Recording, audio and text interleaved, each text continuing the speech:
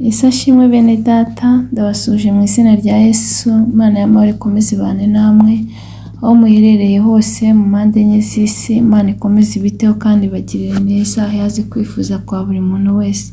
Tugeze muri wa mwanya mwiza wo kuba imbere y'Imana. Turatangira dusenga, turirimba indirimbo yo mu gitabo, dusome ijambo ry'Imana, dusoze dusenga, ibindi Imana iduhana umugisha. Data wa twese uri mu ijuru, turagushimye, turaguhimbaje, tugushimiye neza n'urukundo dukunda. Dushimiye ko wabanye natwe ukaturinda, n'uyu munsi ukaba waturinze, tukaba tugihumeka umwuka w'abazima. Izina ryawe nirishyirwe hejuru. Tugeze mu mwanya mwiza wo kuba imbere yawe, duciye bugufi kugira ngo ushyirwe hejuru, twese utuboneze rwose. Ukimara kutubabarira, tuguhaye karibu n'ikaze ngo unubane natwe, tubere umuyobozi muri byose, naba ari twe, ahubwo izina ryawe rishyirwe hejuru. Akoze kumvishe gusenga, bimusenze nizeye mu izina rya Yesu, amen. Tuyakomeza turimba indirimbo ya 90 mu ndirimbo z'agakiza. Imana y'ukuri, komeza kunyobora, urancishe mu nzira yo gukora ibyo ushaka. Mwami, kubaho ntagufite bintera ubwoba, nta maganya ndetse byabasha kungeza no mu rupfu vuba.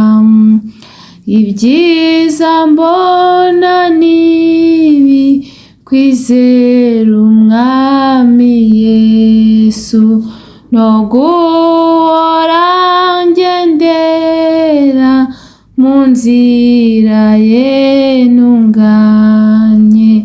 Nawe yemeye kujya ndinda ndetse no kunyobora neza, amesha no kwinjira vuba mu mahoro ye. Ubu urugendo mfite n'urwo kujya mu ijuru, umukiza niyari nanjye nkwiye kujyayo, kandi umunsi nzaba ngezeyo nzamuhimbazanye ibyishimo, nzanezezwa n'ukwa niwe wanguza amaraso. Muri iyi si huzuye umuruho n'amahane, icyo nkeneye cyose simpera ko nkibona, ariko ku munsi mukuru ubwo nzabona umucunguzi, niringiye kuzabona ingororano yanjye. Mu ijuru sinzabona abanzi banjye ukundi, nta n'icyo nzabura mu ijuru ry'amahoro. Nzashima Imana mvuza impundu, ni haleluya, haleluya. Nzarambura amaboko mpimbaza umwami Yesu. Dukomeze dusoma n'ijambo ry'Imana dusanga muri Samweli wa mbere ibice 17 umurongo wa 45 kugera ku murongo wa 51. Reka nsome mu izina rya Yesu. Dawidi abwira Umufilisitiya ati, wanteranye inkota n'uducumu n'agacumu, ariko njyewe ndagutera mu izina ry'Uwiteka Nyiringabo, Imana y'ingabo za Isiraheli wasuzuguye. Uyu munsi Uwiteka ari bukungabize, nkwice nguce igihanga, kandi ndagaburira ibisiga byo mu kirere n'inyamaswa z'inkazi zo mu ishyamba, intumbi z'ingabo z'Abafilisitiya, kugira ngo abo mu isi yose bamenye ko muri Isiraheli harimo Imana, kandi ngo iri teraniro ryose rimenye ko Uwiteka adakirisha inkota cyangwa icumu, kuko intambara ari iy'Uwiteka, kandi ari we uzabatugabiza. Nuko Umufilisitiya ava aho yari ari, aza guhura na Dawidi. Dawidi ahuta yiruka yerekeye ingabo zabo ngo ahure n'Umufilisitiya. Dawidi akabakaba mu mvumba ye, akuramo ibuye ararirekera, arikocora Umufilisitiya mu ruhanga, ririgitamo, yikubita hasi yubamye. Uko niko Dawidi yahanguje Umufilisitiya ibuye ry'umuhumetso, aramunesha, aramwica, kandi nta nkota Dawidi yari yitwaje. Dawidi aravuduka amuhagarara hejuru, asingira inkota ye, ayikura mu rwubati rwayo, aramuhorahoza rwose, ayimucisha igihanga. Nuko Abafilisitiya babonye intwari yabo ipfuye, bariruka. Iryo ni ijambo ry'Imana. Uyu mugoroba nifuje ko tuganira ijambo ry'uyu Mufilisitiya witwaga Goliyati na Dawidi, umuntu w'Imana. Dawidi yari umusore uri mu mwuka w'Imana, kandi ufite n'imbaraga z'Imana n'ubwenge bw'Imana. Yari akiri muto, ariko Goliyati yari umugabo muremure, munini, utinyitse ku buryo bose bari bagize ubwoba, kuko Dawidi aje kugemurira abavandimwe be bari bari ku rugerero. Ahageze asanga uwo Mufilisitiya Goliyati ari kubatera ubwoba, bahiye ubwoba Abisiraheli.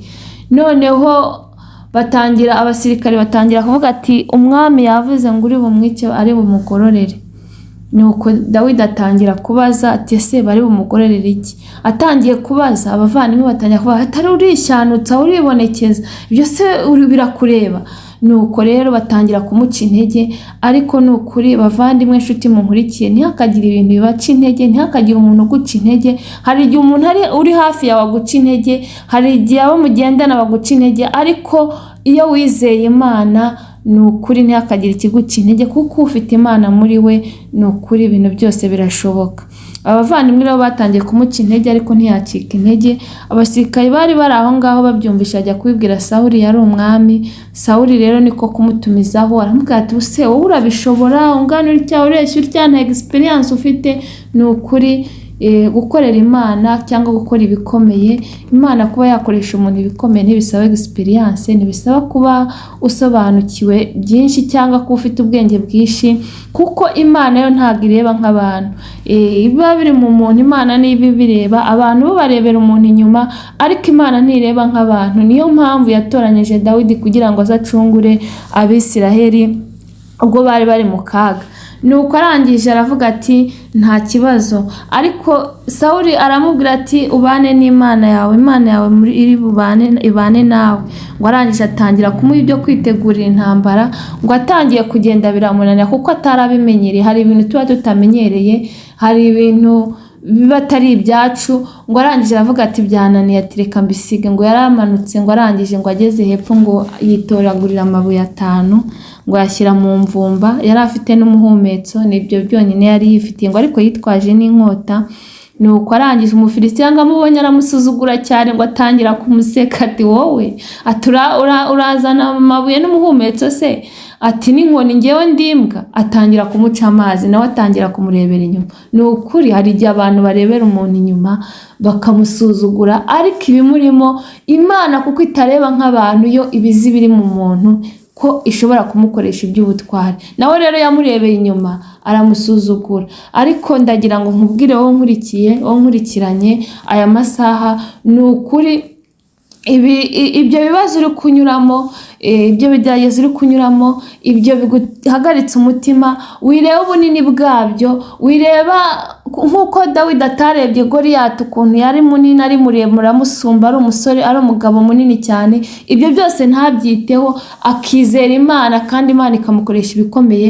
Nawe wireba ubunini bw'ikibazo ufite, kuko Imana wizeye, Imana twakurikiye iruta cyane icyo kibazo ufite, irusha imbaraga icyo kibazo ufite. Ni ukuri witerwa ubwoba n'ibyo uri kunyuramo, kubera ko uyu munsi aho ngaho utuye biri bumenyekane ko wizeye Imana, biri bumenyekane ko mu Bisiraheli hari Imana, kandi biri bumenyekane ko Imana ifite imbaraga. Ni ukuri Imana itugiriye neza. Nuko rero Dawidi ngo baragiye barahura, ngo arangije arazunguza, yafashe rya buye n'umuhumetso arazunguza, ngo amukubita mu gihanga ngo ryararigise, ngo ryanarigise ngo yikubita hasi yubamye.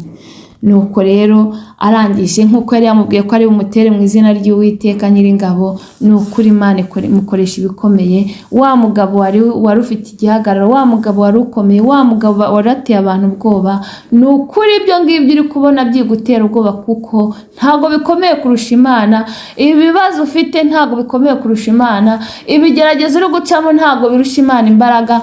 Ni ukuri bwira ibyo bigeragezo ngo Imana wizeye birusha imbaraga, kandi Imana wizeye irashoboye. Imana itugirire neza. Ni ukuri wo nkurikiye, aho ngaho uri, aho uherereye, bimenyekane ko Imana twizeye ifite imbaraga, bimenyekane ko Imana wizeye ikora, bimenyekane ko Imana twakurikiye ni ukuri itazadukoza isoni. Ngo arangije rero, ngo aragenda aravuduka, ngo amuhagarara hejuru. Uyu munsi ibyo byari bigutesheje umutwe, ugiye kubihagarara hejuru, kandi ni ukuri biramenyekana ko Imana wizeye ifite imbaraga. Nimureke twizere Imana, twiringire Imana, kubera ko uwiringiye Imana ntacyo abura. Umuririmbyi yatubwiye ngo ibyiza mbona nibi, ngo ni ukwizera Umwami Yesu, ngo no guhora ngendera mu nzira y'intunganye. Imana itugirire neza. Izere Imana, ugendere mu nzira y'utunganye, ni ukuri ibindi byose iri bubigenze neza. Kandi uyu munsi biramenyekana ko Imana iri muri twe, uyu munsi biramenyekana ko Imana ikora, uyu munsi biramenyekana ko Imana ifite imbaraga, nk'uko Imana yiyeretse Dawidi, nk'uko Imana yiyeretse Abayisiraheli. Uyu Mufilisitiya Goliyati yabazengereje, ariko Imana ntiyareba uburumbarare, ntiyareba igihagararo, ikoresha Dawidi wari usuzuguritse, Dawidi abantu bari baciye amazi, Dawidi abantu bareberaga inyuma bakabona atabishobora. Ariko kuko Imana itarebera umuntu inyuma, kubera ko Imana itareba umuntu ku gihagararo, Imana ntireba ukuntu umuntu areshya, ni ukuri Imana nawe yagukoresha itarebye ukureshya, itarebye igihagararo, itarebye ukusa. Ni ukuri Imana nawe yagukoresha. Imana itugirire neza. Ariko ngo ibyiza mbona nibi, ngo ni ukwizera Umwami Yesu no kugendera mu nzira y'intunganye. Ni ukuri nawe gendera mu nzira y'Imana utunganye, kandi ukomeze wizere Yesu, ni ukuri ari bubigenze neza. Kandi uyu munsi biri bugaragare yuko, biri bumenyekane ko Imana twizeye ari nyembaraga kandi ikora. Ni ukuri Imana itugiriye neza. Reka dukomeze dusenga, dushima Imana kubwira ijambo. Data wa twese uri mu ijuru, turagushimye, turaguhimbaje, tugushimye neza yawe n'urukundo rwawe.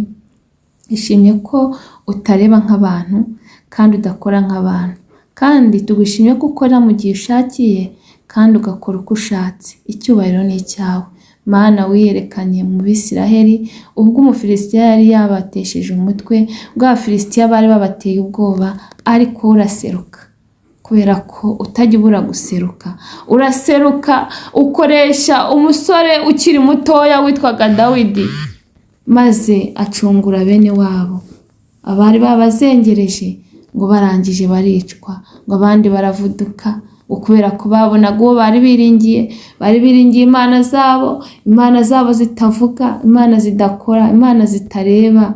Izo mana izo ngizo ntacyo zivuze, ariko Imana yacu twizeye, Mana Umwami w'abami, turagushimye ko ntawakwiringiye uzakorwa n'isoni. Turagushimye gukorera mu gihe, turagushimye kujya ukora imirimo n'ibitangaza, turagushimye mwami turagushimye, icyubahiro ni icyawe. Mwami Mana ukorera muri Dawidi abakiza uwo mwanzi, Mana wagize neza.